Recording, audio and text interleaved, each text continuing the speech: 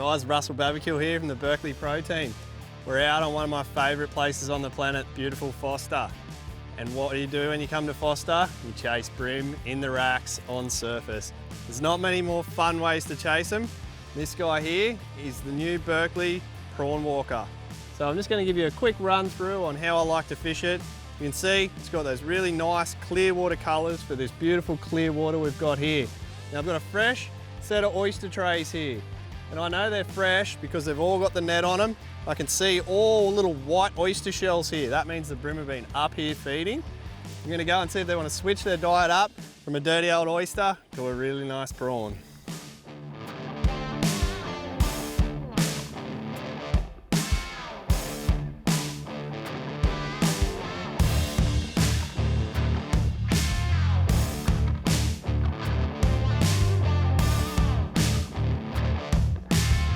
Just your stock standard sort of approach when you're going to fish structure.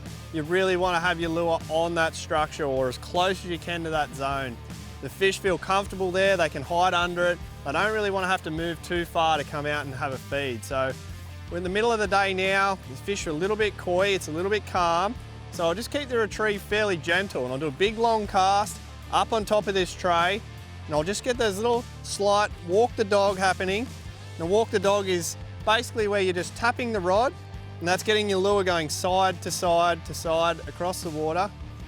If I get some follows come up, I'll stop.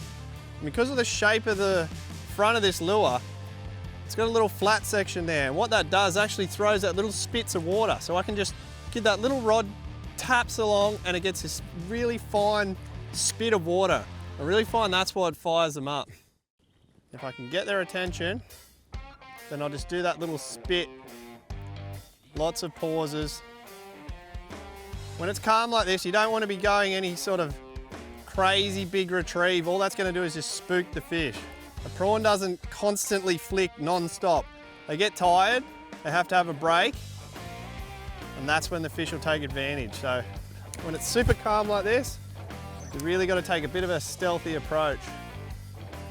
There we go, the fish on it now. Get the little twitches. Try and get him to commit. Oh, there's a big fish there. Oh, yes, yes, that's him. And he crunched that on little paws and spit there on the spot. Look at that. It's a lovely rack fish. This crystal clear water, surface fishing, doesn't get much better than that. So visual. Awesome. There you go, there's a lovely fish out of the racks.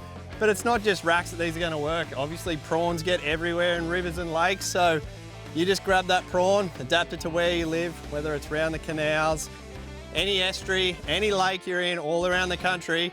I haven't found a fish yet that doesn't love a prawn.